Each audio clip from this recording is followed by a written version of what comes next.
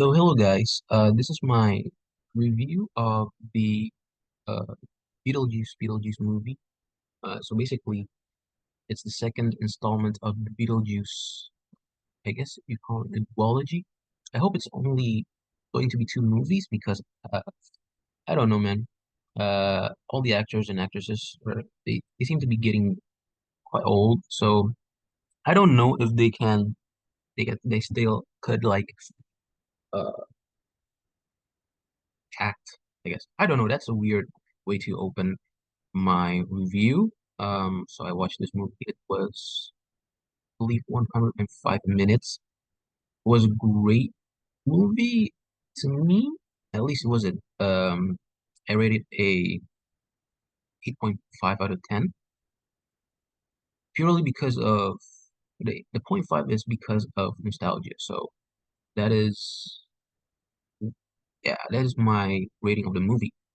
So why an 8.5 out of 10 then? All right. So the movie was fun, right? Uh it was very fun. It's, I guess it's a bit better than the first Beetlejuice movie. I think I could say that because it just had a lot more star power. We had a lot of people in the movie that are well known, you know, and it was pretty interesting seeing them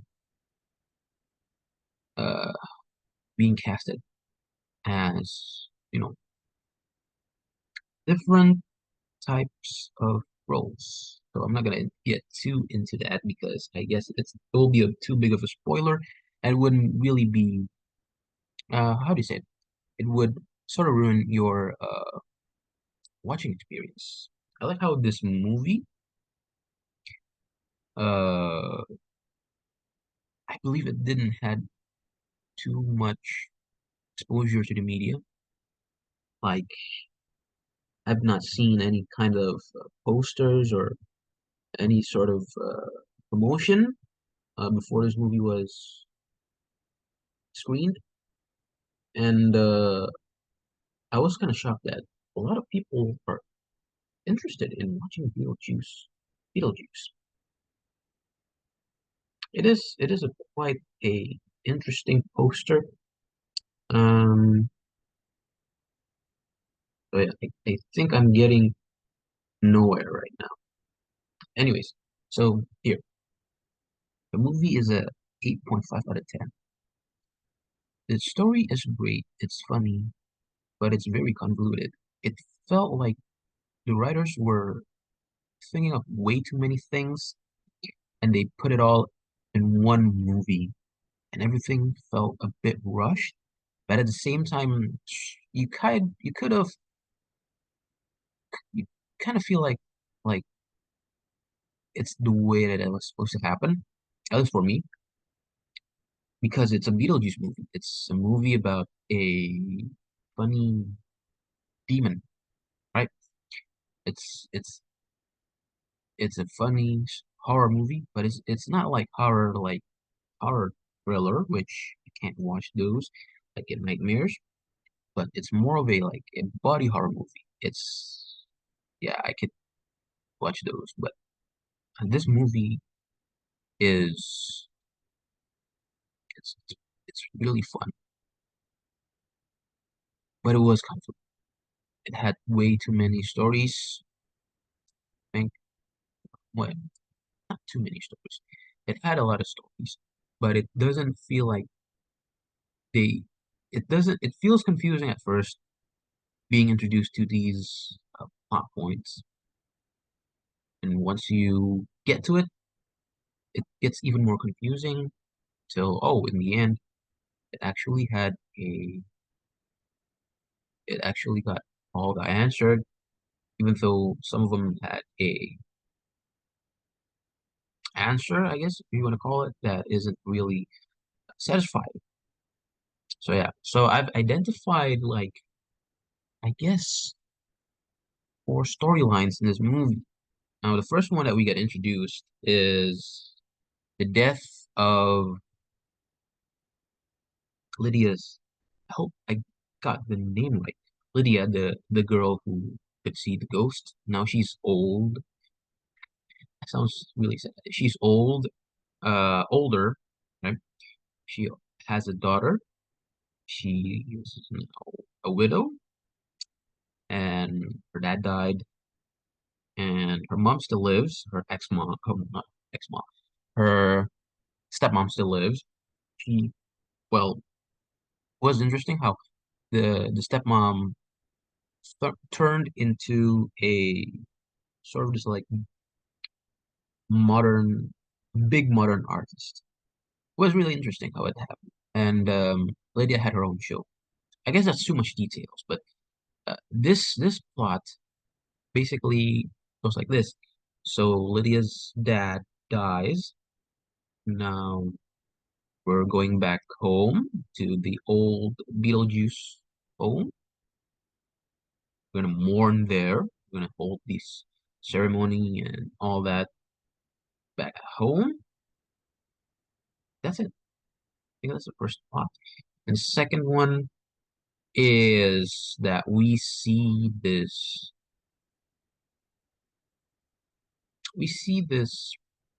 how do I say it? Like I'd say like a wilder version of Morticia Adams, right? This ghost woman that's apparently is uh, a woman who had her body dissected into pieces. So yeah, this is on the afterlife, and she got revived. She's walking around looking like the Bride of Frankenstein. She killed Danny DeVito. I don't know. That was a very random scene, but it was very entertaining to see Danny DeVito on a Beetlejuice movie. Um, Apparently, she's the ex-wife of Beetlejuice, and I believe she was portrayed by Monica Bellucci. I thought she will before because I like I like movies, but I'm not exactly a guy who remembers every actor on a movie, actor and actresses, because uh, this character looked like just the craziest goth mommy ever. I thought it was Kate Blanchett, but it was actually Monica Bellucci. Well, maybe it's because I watched Thor and Hella and all that stuff. And, both are just the scariest of the goth mommies in cinema, I believe. Anyways, so I think her name is like De La Rosa or something like that. I forgot.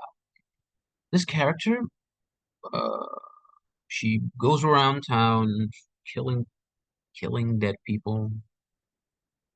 By town, I mean the afterlife, sucking their souls, and she's searching for Beetlejuice because Beetlejuice is his ex-husband, and she's like the crazy ex in the movie. And because of her being free, we are introduced to a cop division, right? You know how in the afterlife in the Beetlejuice universe is this like, mm, how do I say it? It's very I'm gonna say corporate. It's not really corporate. It's like this very weird version of a institution's office. That's the best way I could put it to you guys. So we get to see a cop division, basically the afterlife cops, and Boss was portrayed by Willem Dafoe, which is also interesting. And we see him running around trying to find, not trying to find, uh, yeah, I guess he was also trying to catch the Beetlejuice's ex, but also Was doing something else, which I'm going to explain later. That's the second story storyline, I guess. Third one is now we have Jenna Ortega. Jenna Ortega is Lydia's daughter, and she grew cold, distant from her mother because her mom and her mom, I don't know what to say. Does she not care about her? It's more like, mm, basically, after Lydia got engaged to Beetlejuice, right? And on her youth, she got married, actually married to a man. I forgot his name too. The only, yeah, it's interesting how only remember Beetlejuice and Lydia. Um, oh yeah, and Jenna Ortega is Astrid. I don't know why she's Astrid, but okay, Astrid. She got married, but they got divorced, and ex-husband died. Thing is that Lydia is known to be able to see ghosts. She can't see her dead husband, her dead ex-husband, and Astrid is pissed because of that, but not exactly just because of that, but also because of how Lydia treats her. Lydia she sort of pushed Astrid away, I believe. I think they don't have the same way of coping with grief, and that's what I believe. It made them move apart. And also, Lydia now has a manager slash boyfriend named Rory. Yeah, I remember that guy's name. Rory is an interesting fellow. Like, I don't know how they come up with the character, but it's honestly, I believe he's one of the more interesting people in the movie. And yeah, that's Rory. So Jenna doesn't like Rory. It doesn't like the choices that Lydia makes. Not, I'm sorry, not Jenna. Astrid doesn't like what Lydia makes. What Lydia's choices are. What and her being with Rory and stuff like that. Um, Lydia and Rory are involved together on a TV show called Ghost House, where Lydia is the host. And Astrid sees through Rory's bullshit and deemed him as a bad person, and he's just trying to, well, milk the ghost corpse dry. What I meant to say was, he's just trying to use Lydia to get as much money as possible. He doesn't actually love her. He lied to her saying this and that, and he manipulated uh, Lydia to be married to him. That's number one. Number two, what's interesting about his character is that he's this sort of like this, um, like this. I guess what I want to call it like a. He's a caricature of men who are healthy psychologically, but they're not actually healthy psychologically. They just use these psychological words, these psychological buzzwords as a means to get what they actually want, which actually Rory is a selfish bastard who's trying to just use Lydia, as I've said before. So that's his third story. And the fourth story is uh, Astrid gets with another boy. Oh, no, wait. I said that wrong. Astrid fell in love with a boy. So she was distressed because of her mom. She rode her bicycle. She crashed into a fence. She got into a house of somebody, and apparently there's this boy. and they fell in love, and apparently the boy isn't a boy. It's also not a girl. It's actually, yeah, it's still a boy, but it's not just a boy. It's a ghost boy. And uh, Lydia, oh no, I'm sorry, Astrid gets in a lot of trouble with the ghost boy. Yeah, this is like uh short. This is as short as it could get, as I could, describe it. And then for these four storylines, all of them, they basically get intertwined in the end. And the ending is just simple, basic and simple. Beetlejuice dies, or dies in quotation, because we don't actually know if he if he's able to die. I don't know. What did he do to get revived? I guess we were never told how that happened. But we do get something interesting. This movie, as I said before, Willem Dafoe, Danny DeVito, we got yeah, cameos, and also uh, just superstars that in this movie. Willem Dafoe, Danny DeVito, Monica Bellucci, very interesting, and we also get a lot of references. The movie is full of, yeah, references to the previous movie, and the story was meh, but the way that it all get tied up in the end, and it all got sorted away, it felt like in an you were going through a very hectic day, and everything works out in the end. It's stress fun, but it's kind of confusing. You don't really understand what happened that day. That's how I felt watching the movie. Oh, here again. So yeah, so that's Beetlejuice. Um, I love the first movie, but I wasn't born yet when the first movie was out, so I watched it somewhere else. It was great. I loved it.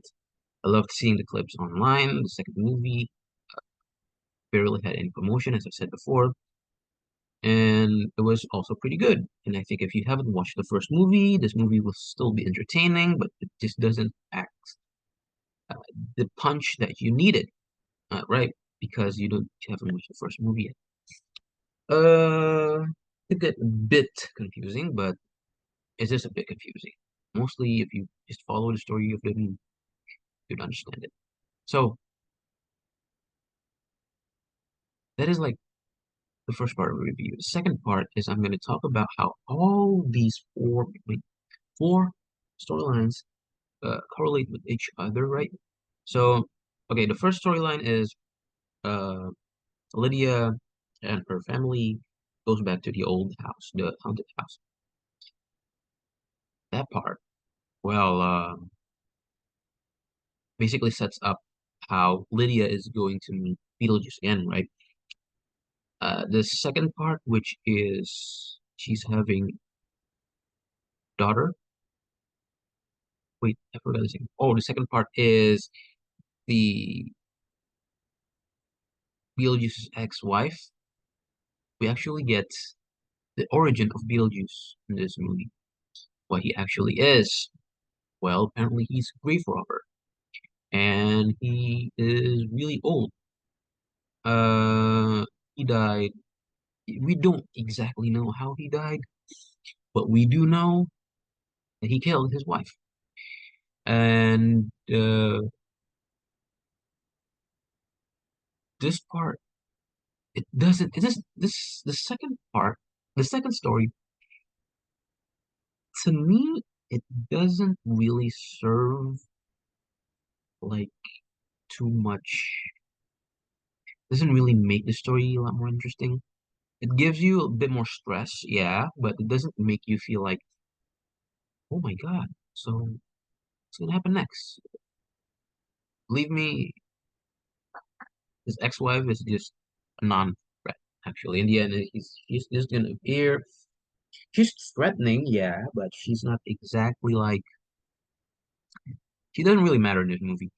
I it was cool. It was cool, but she doesn't. I don't think she did a lot of things in this movie. And was she's not exactly the main villain in this movie. So yeah, I don't know. Maybe I haven't noticed like why does she appear? What's the use of the character in the movie? I haven't figured it out yet, but I just think right now because I've recently just a few hours ago I've watched the movie. I still haven't processed it fully, so I this is just like a fresh uh out of the cinema take. So to me, doesn't she didn't really do anything that meaningful to the storyline. Then the third is Ortega, Astrid getting a boyfriend. The boyfriend is a ghost, and the ghost boyfriend wants to be a human again. And to do that, you guys might think that he'd marry Astrid, which I thought would happen because that's how Beetlejuice uh planned to do, right? Like getting married to Lydia so that he could be revived, I believe. But this guy did not want to marry anyone. He just wanted to be alive again. To do that, he had to sacrifice a human. So they trade places. I don't know what that means. Does that mean that if he succeeded, will he just reappear out of nowhere? Or it will be like Lydia. Oh no, wait. Well, Astrid is still Astrid, but it has the personality of this boy. I don't know, but I believe that yeah, we just don't see it in the movie. We just don't see it. So I don't know. It's pretty interesting. This this is the biggest plot twist in it. So yeah. So okay, the story goes like this. Like for conclude the story, dad died. They go back. Uh, Lydia and Rory gets engaged. They get married. They will get married on Halloween evening. Um, Astrid, the daughter, gets upset. Astrid then tries to cope. She finds a boy, fell in love with a boy. They kiss. She uh found out that the boy was a ghost. The boy ghost was like, okay, can we trade lives now? Sure, why not? He didn't say that, but he just lied to her. He just like, oh, you can save me, and you can also see my dad. He doesn't say like, oh yeah, to do that you have to die. So he doesn't say anything like that.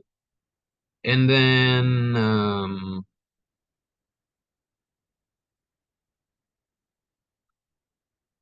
Lydia gets panicked. Of course, she's a mom. She has to care for her daughter, right?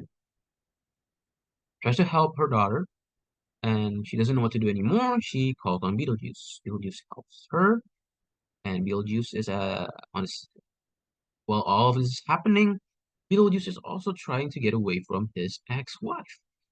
And also because he bring Lydia to the land of the dead, he got chased by the police, which is, Willem Dafoe. Very confusing. And then we get to see that uh, Astrid is almost uh, transported to the land of the dead, not the land of the dead. She got almost got transported to the great beyond, which basically means that she'll permanently stay as a spirit, or maybe like she just disappears forever. We don't really actually know what happens in the great beyond. It's not explained in the movie, but probably the way that they phrase it, which they say like, oh, so you take the soul train to the great beyond. It's a one-way ticket. You don't, you can't go back to, I guess the uh, purgatory, I guess afterlife. So Lydia frantically searches for her daughter, gets her daughter. At the same time, they met her ex-husband.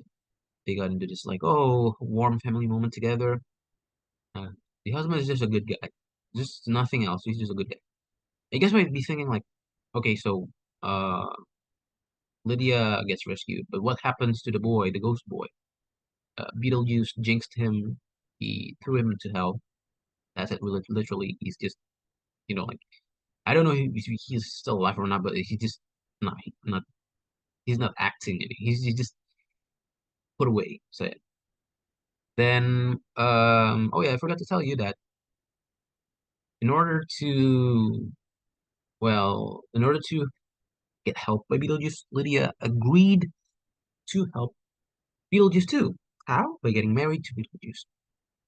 Okay, now the end part goes like this. Everyone's here, and Beetlejuice trying to get married to Lydia. He he does his shenanigans, and police came, his ex-wife came, and they took care of the ex-wife and Rory. They both got eaten by a sandworm, by a titan sandworm. This movie is really, there's just so much going on. And then I forgot what happened. I believe that in the end, Astrid said something about like, yeah, the marriage contract is invalid. Main reason being because the way that Beetlejuice brings uh, Lydia to the underworld was through illegal force that cancels out the contract. Then after that happens, Beetlejuice gets astonished by, oh, this kid knows how to read. Then they do the good old Beetlejuice, and he dies in quotation marks. Because the only way to die in this universe, probably to go to hell or to go to the afterlife, or I don't know. But yeah, so we don't really know if Beetlejuice is dead, but I think he's not dead. He's still a portion of him is still living inside of Lydia, as we see in the ending of the movie, where we see Lydia having a dream about seeing Astrid growing up, getting married, having a baby. Suddenly, the baby is not just a baby; it's a Beetlejuice baby. It's freaky, demonic baby. Yeah, so that will happen. And then she woke up and she saw Beetlejuice sleeping next to her. And she woke up for real. And then, we don't know what's happening. But that's the end of the movie. That's the end. Very confusing, but it was a great time. It was like, yeah, it was. It's a very It's a stressful, but it was a fun movie. It's like going on a roller coaster ride. It felt like that. Too much to see, too much to understand.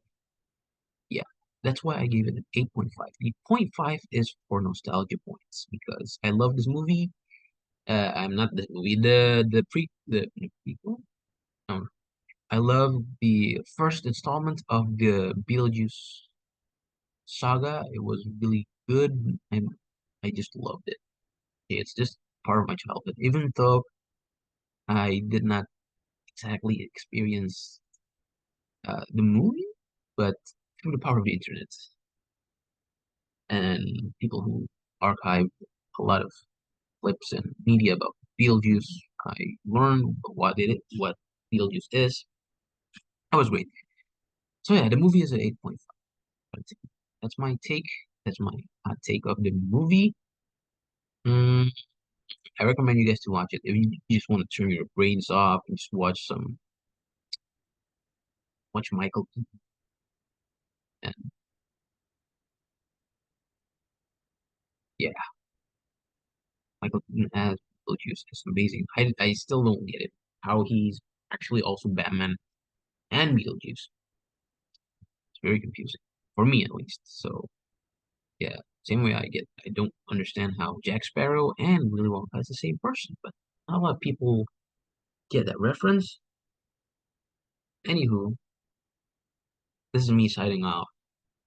Uh, Enjoy the movie, I guess, if it's still on cinema. If it's not, then buy the Blu-ray. I don't know if Blu-rays are still on the market. Maybe yeah, just wait till it's on a streaming um service. Go ahead, watch it. It's a good time. It's fun. I love the special effects. It's really good. So, thank you guys for listening. Have a great time. Bye bye.